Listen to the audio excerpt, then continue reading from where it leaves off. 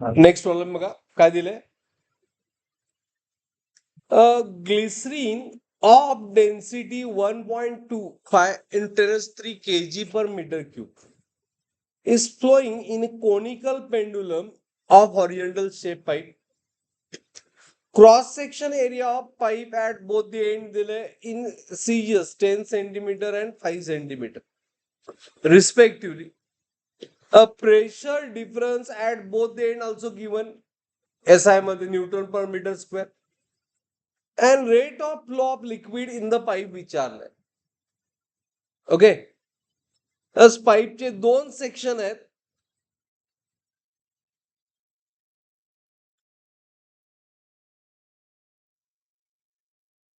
One end and two end म्हणतो. Horizontal pipe आहे. ह्याची क्रॉस सेक्शन एरिया दिलाय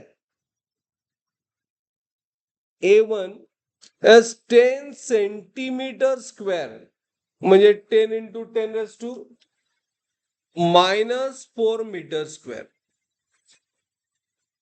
आणि A2 किती आहे 5 सेंटीमीटर स्क्वेअर म्हणजे 5 into 10⁻⁻4 मीटर स्क्वेअर. बरोबर. डेफिनेटली वेलॉसिटी V वर असणार इथं and velocity V2 असणार. As area less, velocity more. May V1 is less than what? V2. The pressure at 1 greater than pressure at 2. आणि यामध्ये P1 minus P2 सा दिलंय. किती दिलंय?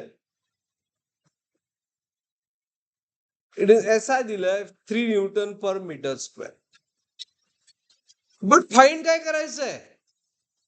Rate of flow. Rate of flow discharge find करायचंय.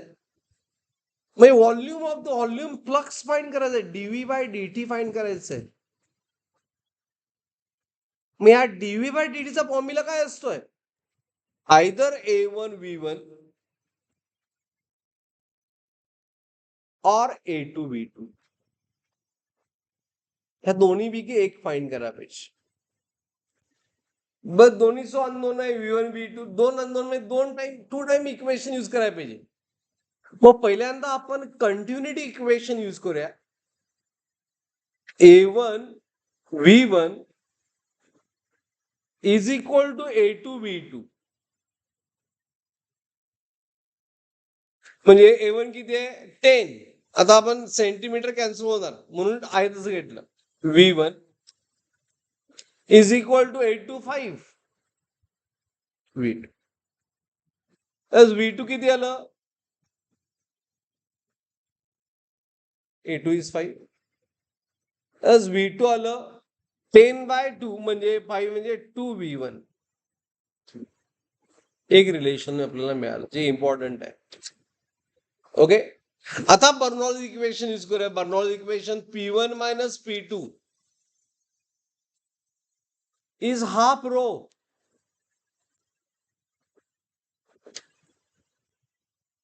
It is a V1 square minus 2 V2 square minus V1 square. 1 minus 2 2 minus 1 असं लक्षात ठेवा. हाफ रो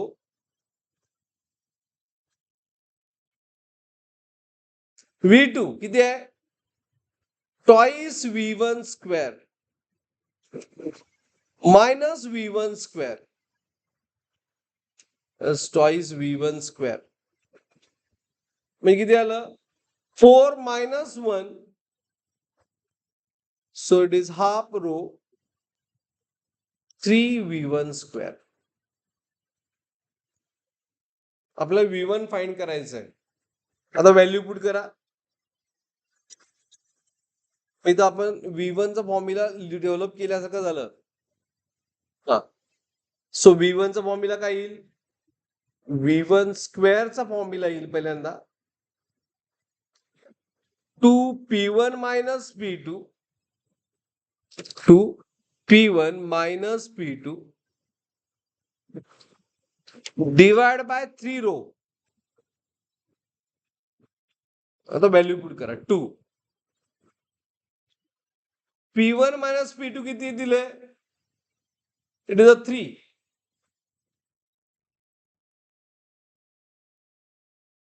बरोबर. And density is 1.25 into 10 raised to 3. So 3 into 1.25 into 10 raised to 3.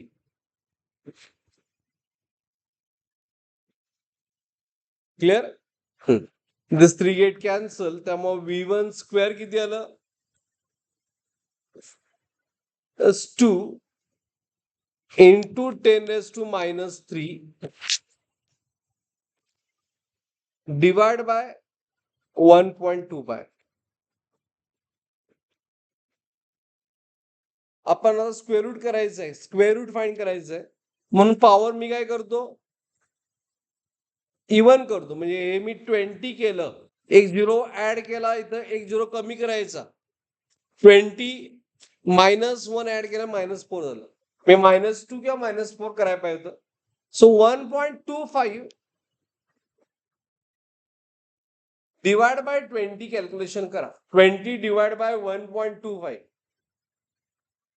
किती येणार? 20 divide by 1.25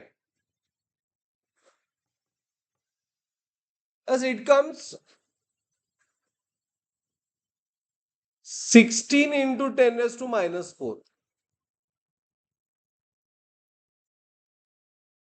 आणि त्यामुळे V1 आलं 4 into 10 raised to -2 metre per second. आपल्याला डिस्चार्ज फाइंड करायचं आहे, म्हणजे व्हॉल्यूम फ्लक्स फाइंड करायचं आहे. A1 V1. A1 आहे किती? 10 into 10 raised to -4. It is a 10 into 10 raised to -4 into 4 into 10 raised to -2. आता ऍडिशन करा, हिची पॉवर 1 आहे. 1 -4 म्हणजे -2 -4 -6 झालं.